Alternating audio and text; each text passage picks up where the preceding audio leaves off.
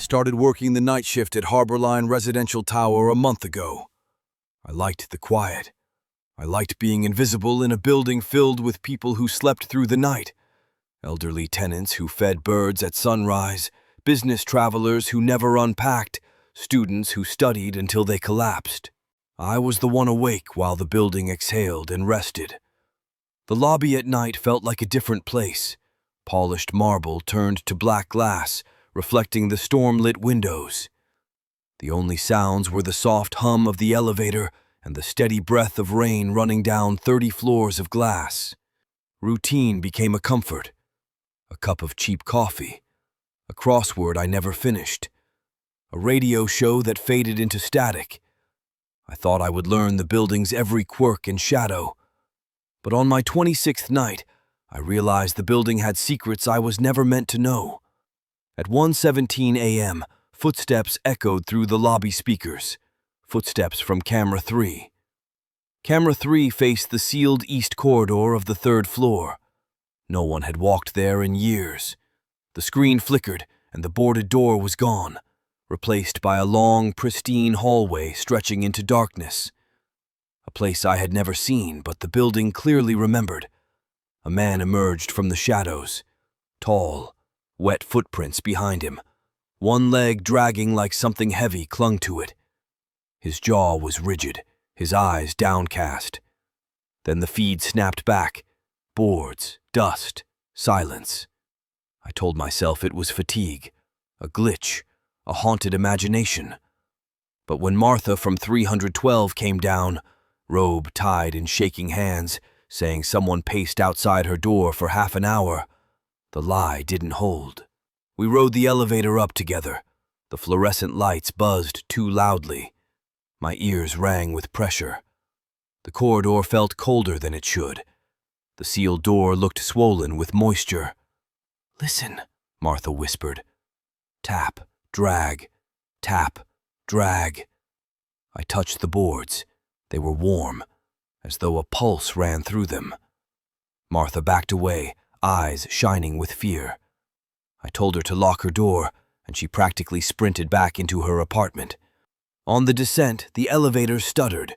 The lights dimmed. Then a voice, submerged and suffocating, filled the speaker. "Find me." The lobby plunged into darkness except for thin blue emergency strips. Something slammed into the wall above. Dust drifted like ash. Tap, drag. Coming closer. I locked the security office. My heart hammered. The intercom crackled to life. "Why did you close it?" At dawn, everything was clean and ordinary again. Water stains gone. Lights steady. Camera 3 showed nothing but a boarded door.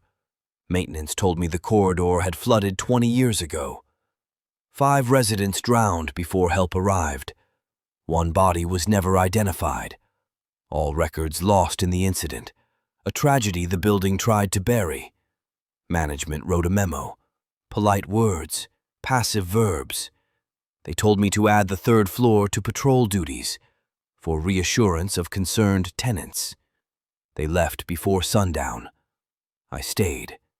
Night after night, the haunting returned. Always at 1:17 a.m. The corridor appeared for a heartbeat. The man came closer. Sometimes his mouth moved, silently forming words beneath the flood inside him. Tenants began leaving strange items at my desk. A child's marble that rolled uphill. A watch with hands missing but still ticking. A photograph with every face scratched out. They said they didn't want them anymore. They whispered of water noises inside their walls, of cold, wet footprints by their beds. One evening, a child approached me, a shy boy with big eyes. He handed me a drawing, a smiling man with no eyes in a hallway. Beneath it, "Find the door." The rusted key I'd found on the lobby mat vibrated faintly through my pocket. It grew warm whenever the cameras glitched. I slept less. I dreamed of water rising, of lungs filling, of hands clawing upward through darkness. Yet among the fear, I felt pity. Whoever Whatever was out there had been left behind. One night I couldn't ignore it anymore. I went to the third floor alone. The rain howled against the glass. The boards creaked like ribs stretched too far. "Where are you?" I whispered. Tap, drag, right behind the wood. My fingers trembled as I brought out the key. It fit perfectly into a small, rusted lock buried beneath layers of paint. The corridor exhaled a long, weary breath as the door opened. The hallway was icy. Water dripped from the ceiling in a steady rhythm. The tiles gleamed black in the emergency lights, and standing in the center was him. Not a monster, not a ghost, just a man who had drowned in silence. His eyes were pools of dark water, endless and grieving. But beneath the flood, I saw something unmistakably human. Fear, loneliness, a plea to be seen. "I'm here," I told him. My voice cracked. "I see you." He stared at me for a long moment. Then he smiled. Not the smile from the child's drawing, a tired, peaceful one. The water in his eyes stopped overflowing. He raised his hand and pointed, not at me, but down the hall. There, half submerged in the floor tiles, lay a tarnished nameplate. I crouched, wiped away the film of grime.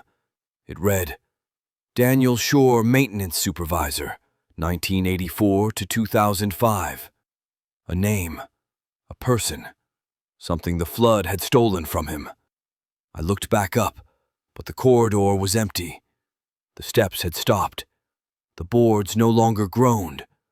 The air felt lighter, like a long-held breath had finally been released. The emergency lights brightened. The rain softened to a gentle patter. I returned to the lobby with the nameplate in my shaking hands.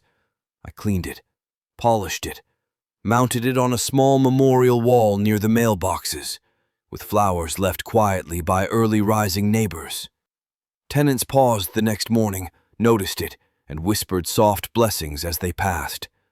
None of them asked questions, but several touched the name with tenderness in their eyes. That night, the cameras didn't glitch. The intercom stayed silent. No wet footsteps followed me through the halls. For the first time since I started, the building slept peacefully. And so did I. Sometimes I still think I hear him. A tap, a sigh, a quiet thank you in the rain.